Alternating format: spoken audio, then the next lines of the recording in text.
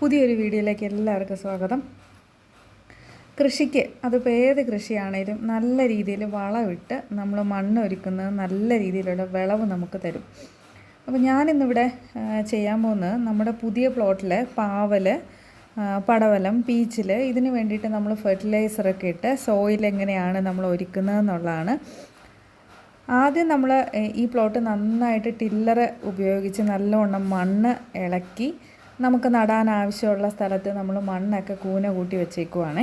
അപ്പോൾ ഇതിനകത്തോട്ട് ഞാൻ കുറേ നാൾക്ക് മുന്നേ തന്നെ നമ്മുടെ ഇവിടെ ഉണ്ടായിരുന്ന കരിയിലയും അതുപോലെ കുമ്മായം ഇട്ടിട്ട് നീറ്റ് കക്ക പൊടിയിട്ടിട്ട് നമ്മൾ കുറച്ച് ദിവസം തന്നെ ഇങ്ങനെ മണ്ണ് കൂട്ടിയിട്ടിരുന്നിടത്തേക്കാണ് ഇന്ന് നമ്മൾ ഈ വളങ്ങളൊക്കെ ചേർത്ത് കൊടുക്കാൻ പോകുന്നത്. അപ്പോൾ ഇതിൽ ഞാനിപ്പോൾ ആദ്യം ചേർത്തത് നമ്മുടെ ഡോളോമേറ്റാണ്.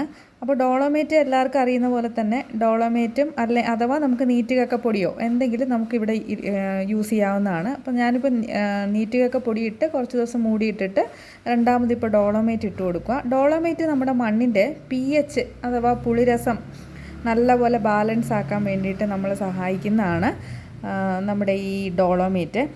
അത് കഴിഞ്ഞിട്ട് നമ്മളിനി നെക്സ്റ്റ് നമുക്ക് ഓരോ വളങ്ങളായിട്ട് നമുക്ക് ചേർത്ത് കൊടുക്കാം. ഞാനിപ്പം ആദ്യം ചേർത്ത് കൊടുക്കുന്നത് വേപ്പിൻ പിണ്ണാക്കാണ്. വേപ്പിൻ പിണ്ണാക്ക് നമ്മുടെ മണ്ണിൽ നിന്നുള്ള നിമാവിരകളെയൊക്കെ പ്രൊട്ടക്റ്റ് ചെയ്യാനായിട്ട്, ചെടിയെ പ്രൊട്ടക്റ്റ് ചെയ്യാനായിട്ട്, അതിൻ്റെ വേരിലൂടെ ഒന്നും നശിപ്പിക്കാതെയൊക്കെ ഇരിക്കാനായിട്ട് സഹായിക്കുന്നതാണ് വേപ്പിൻ പിണ്ണാക്ക്. അങ്ങനെ വേപ്പിൻ പിണ്ണാക്ക് ഇട്ട് കൊടുത്ത ശേഷം നമ്മൾ നെക്സ്റ്റ് ഇടുന്നത് നമ്മുടെ ബോൺ മീലാണ് ഇട്ട് കൊടുക്കുന്നത്. ബോൺ മീൽ അഥവാ എല്ലുപൊടി എന്ന് പറയുന്നത്.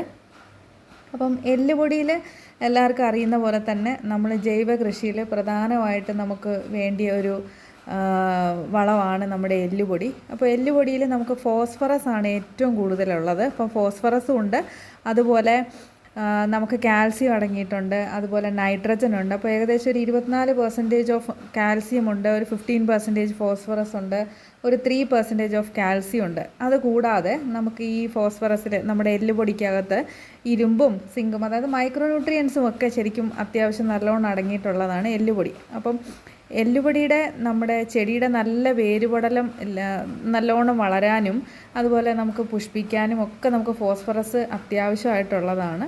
അപ്പം നമുക്ക് ചെടിക്ക് വേണ്ടിയിട്ട് അപ്പോൾ നല്ലോണം നമ്മൾ എല്ലുപൊടി ഇട്ട് കൊടുക്കണം. അപ്പോൾ എല്ലുപൊടി ഇട്ട് കൊടുത്തു കഴിഞ്ഞാൽ അതിന് ശേഷം നമ്മൾ ഇടുന്ന സാധനമാണ് നമ്മുടെ ന്യൂട്രിഫിഷ് എന്ന് പറയുന്നത്. അപ്പോൾ ഈ ന്യൂട്രിഫിഷ് നമുക്കിങ്ങനെ 5 കിലോ പാക്കറ്റ് 10 കിലോ പാക്കറ്റായിട്ട് നമുക്ക് മേടിക്കാൻ കിട്ടും. ഈ ന്യൂട്രിഫിഷിനകത്തും നമുക്ക് നൈട്രജൻ അടങ്ങിയിട്ടുണ്ട്, അതുപോലെ മൈക്രോ ന്യൂട്രിയൻസ് ഒക്കെ ഉണ്ട്. ഇതിപ്പോൾ എൻ്റെ കയ്യിലുള്ളത് കൊണ്ട് ഞാൻ ഈ ന്യൂട്രിഫിഷ് ഇട്ട് കൊടുക്കുക. ഇത് നമുക്ക് മാൻഡേറ്ററി ആയിട്ടുള്ളൊരു കാര്യമല്ല, നമുക്ക് വേണമെങ്കിൽ ഇട്ടാൽ മതി. ഇതിപ്പോൾ എൻ്റെ കയ്യിലുണ്ട്, ഞാൻ അന്നേരം അതുകൊണ്ട് ഇത് ആഡ് ചെയ്ത് കൊടുക്കുക. അപ്പോൾ ന്യൂട്രിഫിഷും നമ്മൾ ഇട്ട് കൊടുത്തു കഴിഞ്ഞാൽ നമുക്കിത് കഴിഞ്ഞിട്ട് ഞാൻ ഇതിൻ്റെ മുകളിലേക്ക് നമുക്ക് ചാണകപ്പൊടി ഇടുന്നുണ്ട്. ചാണകപ്പൊടി ഇട്ട് കഴിഞ്ഞ് നല്ലപോലെ ഈ മൾച്ചിങ് ഷീറ്റ് ഇട്ട് ഈ മണ്ണ് നല്ലോണം മിക്സ് ചെയ്ത് കഴിഞ്ഞിട്ട് മൾച്ചിങ് ഷീറ്റ് ഇട്ട് ഇതങ്ങ് മൂടിയിടുവാണ് അടുത്ത് ചെയ്യുന്നത്. മൂടിയിട്ട് കുറച്ച് ദിവസം, ഒരു 7 ദിവസം ഞാൻ ഇങ്ങനെ ഇട്ട് കഴിഞ്ഞിട്ടാണ് ഇതിൻ്റെ അകത്തേക്ക് പാവൽ, പടവലം അല്ലെങ്കിൽ പീച്ചിൽ അങ്ങനെയുള്ള വിത്തുകൾ ഡയറക്റ്റ് നമ്മൾ ഈ മണ്ണിലേക്കാണ് കുത്തി കൊടുക്കുന്നത്. അപ്പം ഞാനിതിൻ്റെ ഇടവിളയായിട്ട് നിങ്ങൾക്കിപ്പോൾ കാണാൻ പറ്റും, ഞാൻ ബന്ദി നട്ടിട്ടുണ്ട്. ഈ ബന്ദി തൈകളൊക്കെ മുളച്ച് വരുന്ന ബന്ദി തൈയൊക്കെ ഞാൻ ഇവിടെ നിന്ന് പറിച്ചിട്ട് ഇതിൻ്റെ ഇടയ്ക്ക് നടും. കാരണം ഇവരൊക്കെയാണ് നമ്മുടെ ചെടികളിൽ നിന്നുണ്ടാകുന്ന പല ജീവികളെയും നമുക്ക് പ്രൊട്ടക്ഷൻ തരുന്നത് ഈ ബന്ദി തൈകളാണ്. അപ്പോൾ ഈ ബന്ദി തൈകളൊക്കെ നമുക്ക് പറിച്ചിട്ട് ഇതിൻ്റെ ഇടയിലേക്ക് മാറ്റി നടാൻ പറ്റും. അതുപോലെ നിങ്ങളിപ്പോൾ കാണുന്ന വീഡിയോയിൽ ഇപ്പോൾ ഞാൻ ചെയ്തിരിക്കുന്ന നമ്മുടെ അരുൺചീരയാണ്. അതായത് പാവൽ ഇതുപോലെ മൾച്ചിങ് ഷീറ്റ് ഇട്ട് മൂടി നമ്മൾ നട്ടിരിക്കുന്നിടത്ത് നമ്മുടെ അരുൺചീരയുടെ തൈകൾ പറിച്ച് ഒരു ഇടവിള പോലെ ചെയ്യുന്നുണ്ട്. അപ്പം അരുൺചീര അല്ലാതെയും ചെയ്തിട്ടുണ്ട്, കൂടെ നമുക്ക് ഇടവിളയായിട്ടും നമുക്ക് അരുൺചീര ചെയ്ത് നല്ല രീതിയിൽ ഇതിൻ്റെ ഇടവിളയായിട്ട് നമുക്ക് ചെയ്തെടുക്കാൻ പറ്റും. ഒരു 20ാമത്തെ ദിവസമൊക്കെ ആകുമ്പോൾ നമുക്ക് അരുൺചീര വിളവെടുത്ത് കഴിഞ്ഞാൽ നമ്മുടെ പാവലൊക്കെ നല്ല രീതിയിൽ വളർന്നു വരും. അത് കഴിഞ്ഞിട്ട് ഇപ്പം ഈ പ്ലോട്ടിൽ നമ്മൾ ഇത് മാത്രമല്ല ചെയ്യുന്നത്, ചേമ്പ്, ചേന അതെല്ലാം നടുന്നുണ്ട്. അപ്പോൾ അതിനൊക്കെ വേണ്ടിയിട്ട് ഇവിടെ നല്ല രീതിയിൽ തടമൊക്കെ എടുത്ത് കരിയിലൊക്കെ ഇട്ട് ഇങ്ങനെ മൂടി നല്ല വളം ആകാൻ വേണ്ടിയിട്ട് ഇങ്ങനെ ഇട്ടേക്കുക. ഇനി കുറച്ച് ദിവസം കഴിയുമ്പം ഇതിനകത്തോട്ടേക്ക് നമ്മൾ വിത്തുകൾ കുത്തി നമ്മുടെ ചേനയുടെയും ചേമ്പിൻ്റെയൊക്കെ കിഴങ്ങൊക്കെ വെച്ച് നല്ല തൈകളൊക്കെ ആക്കിയിട്ട് നമുക്ക് ഇതിനകത്തേക്ക് നട്ടു കൊടുക്കും. അപ്പോൾ ഇതൊക്കെയാണ് ഇന്നത്തെ വീഡിയോയിലെ വിശേഷങ്ങൾ. നമുക്ക് വീണ്ടും കണ്ടുമുട്ടാം ഒരു പുതിയ കൃഷി വീഡിയോയിലൂടെ.